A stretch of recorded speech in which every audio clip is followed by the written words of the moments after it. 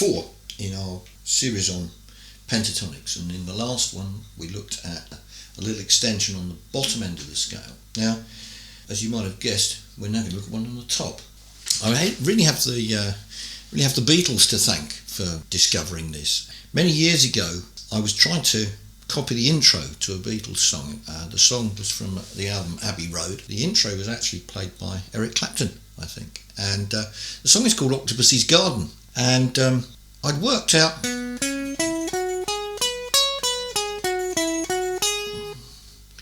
And I thought, okay, well, that's all the notes, but it doesn't really sound right. So then I thought, well, maybe I just discovered hammering notes.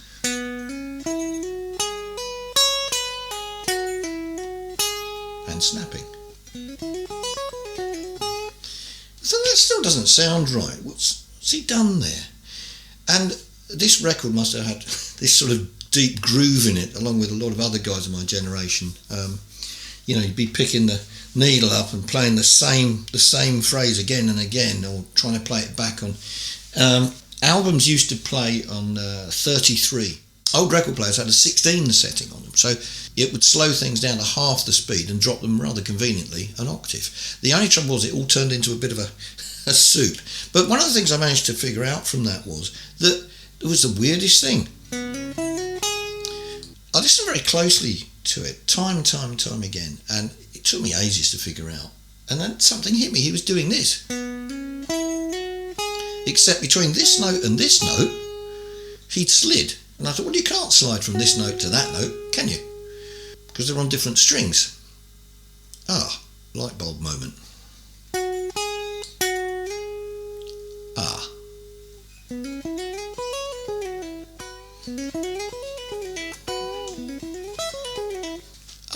Okay. So I'd now discovered an extension on my pentatonic. Now, as it happens, that's within a major key, but the fingering is the same for reasons we'll come back to later. So I want to take us back to A minor now. That's how I discovered it. And as I say, this is really where some of these positions are so vital in creating different sounds. And okay, that's a bit of a long story, but absolutely vital in my development of how I used a pentatonic. Anyway, okay, so we're in our A minor again. Okay, now the phrase this time. Okay, I'm going to take these 3 notes.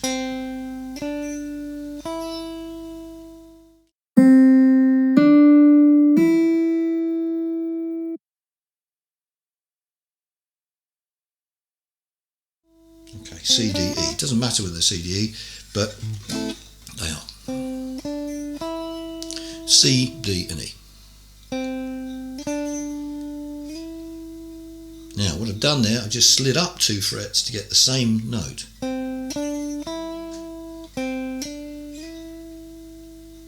Okay.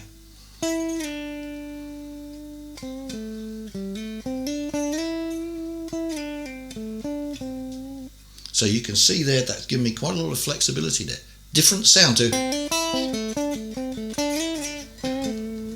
Yeah, that's a combination of the two. So this works very similar to the idea of using...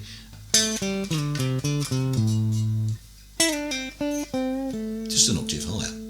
Okay, now, when we slide up, and there's a really crucial little piece of technique here. Fingering 3, 1, 3, slide. Now the next note in our scale is on this fret here, the 8th fret, which you would think you would use your second finger for. But actually what you do is you tuck your first finger in there.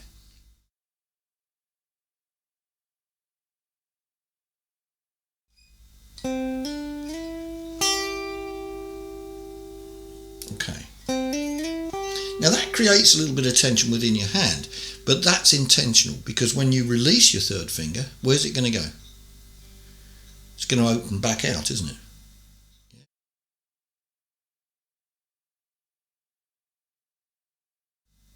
Yeah, you're not going to walk around with your fingers like that all the time, are you? It's natural just to let that hand relax. Now look where it's landed. Now, this is huge.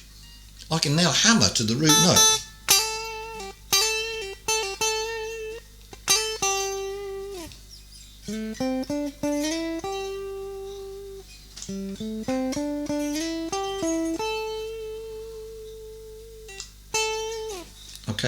it gives us a massive opportunity there to do a lot of stuff with that root note. Now again, this is an alternative. It's not better. Well, it's better for some things, but it's not to replace what we're doing here.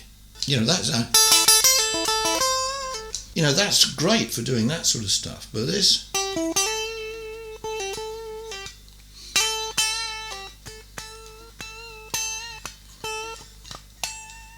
okay, there's loads of different ways you could play that. The string's also slightly thicker, so there's a little bit of a broader sound there to work with. And once we've got to that position, so 1, 3, slide, squeeze up there, open your hand, we then have got the same thing again. 1, 3, and if we want, a slide.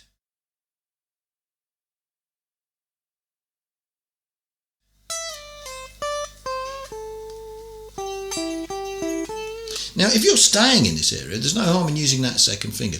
But if you want to get yourself back down to this area, again, we just do the reverse. We close up our hand, we've got a third finger there. 3, 1, 3, slide. As we slide down, we open our hand up, and that takes us back now to the root. Okay, so our scale now has got from this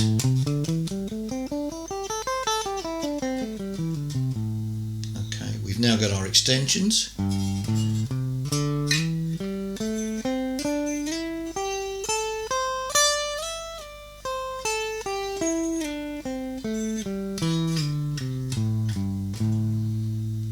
Okay, and again, very important, think of this is the home territory.